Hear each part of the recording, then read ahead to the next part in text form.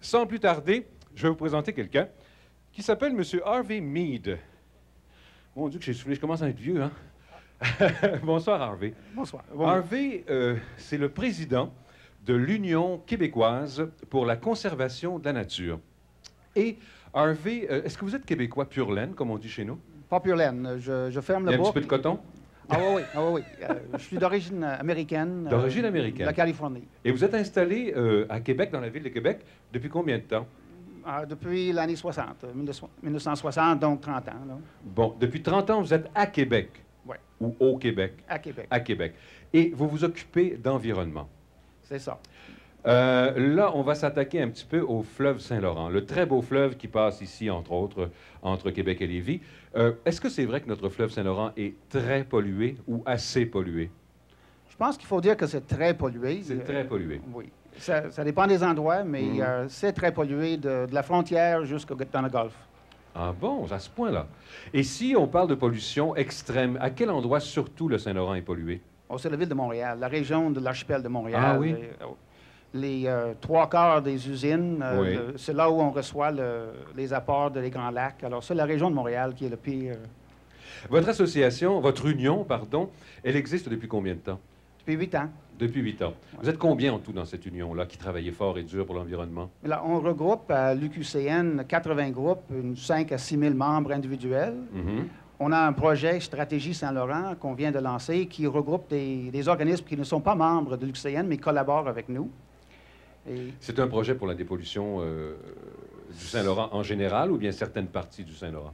Non, on a regroupé tous les intervenants dans les différentes régions. Oui. Et l'idée, c'est vraiment de prendre le fleuve de Cornwall jusque dans le Golfe en prenant le Saguenay. C'est pas pour dépolluer comme tel, c'est un travail d'énorme envergure, mais nous voulons sensibiliser la population pendant 3 ans dans leur région. Pour habituer d'abord les gens à vous aider, peut-être aussi à dépolluer le fleuve. J'ai l'impression, à force de leur dire et de les avertir, on manque beaucoup d'informations, en fait. C'est ça. Et aussi pour même leur faire comprendre que le fleuve existe, parce qu'on a oublié ça pendant les 20 dernières années. C'est vrai. D'ailleurs, il y avait un projet de remblayage du fleuve ici, il y a 10 ans. Ils voulaient mettre le port de Québec d'ici jusqu'à l'île d'Orléans. C'est des choses qu'on oubliait dans le temps. Vous avez raison. Puis moi, quand j'étais jeune, bon, je suis natif d'ici, on se baignait dans le Saint-Laurent. Il y a 25, 30, 35 ans, et puis on pensait pas à la pollution. On se baignait dans l'eau du fleuve, et puis il n'y avait aucun problème, il n'y avait jamais de problème. Donc la pollution, ça a augmenté d'année en année, et assez vite. Est-ce que ça a augmenté assez vite, Harvey, pour dire que on peut être pessimiste un petit peu, que ça n'arrivera jamais, la dépollution totale du Saint-Laurent? Je ne pense pas qu'il faut viser la dépollution complète parce qu'il y a des sédiments. Là, on a toute notre histoire dans les sédiments du fleuve. On va pouvoir dépolluer les usines, on va pouvoir probablement remédier à plusieurs des sources de pollution. Les sédiments, ça coûterait énormément cher et probablement on va le faire par étapes. Par étapes. Mais quand même, des plages, il faut quand même viser des plages ouvertes. L'Anse-au-Foulon n'est peut-être pas à rouvrir, mais on a la plage ici au bas.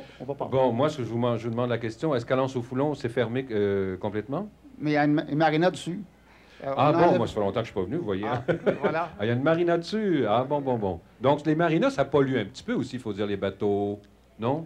Mais il y a moyen d'améliorer la condition, la pollution des bateaux de plaisance. Oui. Je pense pas qu'il faut craindre ça. Il faut encourager le monde à connaître le fleuve pour qu'on puisse justement le revaloriser. En terminant, Harvey, je pense qu'un gars comme Gilles Vigneault apporte une contribution cette année en ce qui vous concerne. Il a fait une chanson, il a écrit une chanson. Il a écrit une chanson pour nous. C'était une chanson qui portait sur le fleuve, sur une rivière, le fleuve. Oui. Et qui va être enregistré par Sylvie Tremblay. Oui, c'est ça, par Sylvie Tremblay. Et l'argent qu'il va vendre le disque, en fait, et cet argent-là va aller chez vous, à votre union, c'est ça? C'est-à-dire, nous aurons les droits de ces 45 tours, et c'est avec ça, en partie, que nous allons pouvoir faire un peu d'expansion dans notre projet. En fait, Gilles va écrire le texte, et c'est Sylvie Tremblay qui va chanter la chanson. Exactement. C'est déjà écrit. Ah, c'est déjà fait? Oui. Donc, la chanson va sortir quand? Mais nous espérons au cours de l'hiver. C'est pas fait encore. Pendant que le Saint-Laurent va être gelé, on va en profiter pour en parler encore plus précisément. Bien, mon cher Harvey Mead, merci beaucoup encore une fois et bonne continuation. C'est avec des gens comme vous qu'on va réussir des grandes choses dans la vie sur l'environnement. Merci beaucoup. Merci beaucoup.